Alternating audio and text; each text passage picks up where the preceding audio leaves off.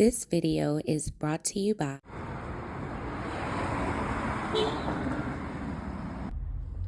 Cool Grain Clothing. We done gone worldwide and we coming straight out of Baltimore. Come on down, shop with us at 215 West Saratoga Street. And if you can't come and shop with us in person, go online right now at coolgrainclothing.com and make your purchase. Oh yeah, and by the way, if you ain't cool and getting the green, you're in the way, and that's just basic. What's going on, YouTube, fam? It's your boy Tony 2 times, and we back with another episode of the Baltimore Way, man. Before I start, be sure to tap that like button. Definitely watch this video to the end to hear the full story and all the details in the case. For the day one, fam, y'all already know it's all love. Thanks for tuning back into another episode. If you're new to the channel and you feeling the content, feel free to subscribe. Definitely hit the notification bell so you can be notified every time we drop a new video. Oh yeah, feel free to share the channel with your peoples. Everybody is welcome. Let's get right into the story. When most young men decide to jump in the streets, it's either due to necessity, being in need of some money, because their household might not be functional, somebody getting high, or family struggling. But in other cases, it's fascination, or blind loyalty to the neighborhood they grew up in, or certain individuals in their area. As a teen, you want to be in with the popular crowd. And in today's world, the so-called cool kids are saying gang gang, showing off switches on social media, and saying what's the fastest way they can crash out, just to have a name in the streets. We see it every day. Teens who haven't lived life yet making decisions they can't come back from, rather pulling the trigger or putting themselves in a game that ends either one or two ways.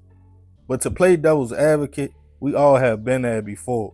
Being young, wanting to fit in, trying to make a few dollars, and be considered somebody that's on that type of time. To some kids, it's just a phase. They grow out of it. But in certain environments, it becomes a lifestyle.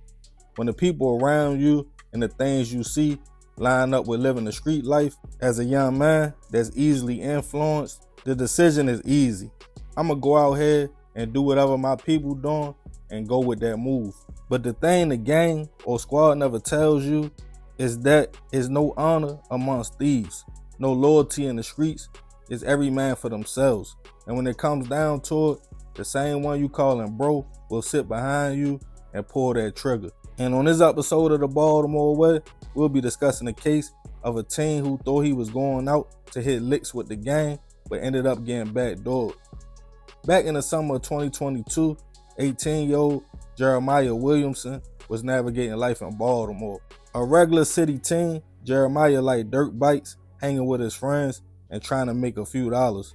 Just like most young men going through growing pains, trying to get in where they fit in, Jeremiah made some bad choices and found himself a part of a growing epidemic in Baltimore, being a member of a carjacking ring. Him and his guys would hit the city, trying to catch somebody slipping, take their car, rather just to have a stolo, or in hopes of finding valuable items to sell to make a few dollars. One of his homies was an 18-year-old man named Jared Byrne. Jared was known to keep his hands in the mix, and he was always in and out of trouble. On June 21st, the crew went out, Jeremiah, Jared, and two other guys. They rode through the city and found the person that carjacked. The next day, on June 22nd, BPD got a call of a body that was found by some railroad tracks in the 2500 block of Georgetown Road in southwest Baltimore. They responded to the location to find a person severely burned, suffering from a gunshot wound to the head, a burnt cell phone, car keys, and money. A few yards down the block was a burnt Honda sitting in a parking lot. The victim, who was unfortunately pronounced gone on the scene, was taken to the medical examiner's office to be identified, and the results came back to be the body of Jeremiah. Police didn't know exactly what happened to the young man, but they did get a report of a carjacking the night before, not too far from that area. During their investigation, they linked Jeremiah with the car that was burning, and noticed it was the same car that was reported stolen earlier the day before, and the young man was suspected of being with the group who took it. Names was coming in of the people the young man was hanging with, including Jared. whose name was also ringing in another case in another part of the city. Rewind 1 week prior. In another part of town, 21-year-old Kevin Moody was unfortunately shot and killed in the 2200 block of Ashton Street. On June 15, 2022, BPD received a call of shots fired. They located the young man. He was rushed to a local hospital suffering from gunshot wounds, but unfortunately, he wouldn't survive his injuries. Police were informed it was an alleged retaliation, with somebody claiming Kevin was involved in the hit of another young man who was friends with a 19-year-old man named Antonio Charisma. Police got footage of the incident that showed the car pull up and 2 men hop out and shoot at Kevin. One of the suspects, being Antonio, and another familiar name also came up in the case, none other than Jared. The 2 young men were picked up. While being questioned about Kevin, another incident came up involving his friend Jeremiah. Jared admitted to being with Jeremiah the night he was hit. He claimed they stole the car, and there was a disagreement between Jeremiah and the rest of the group. So they basically all decided the young man had to go.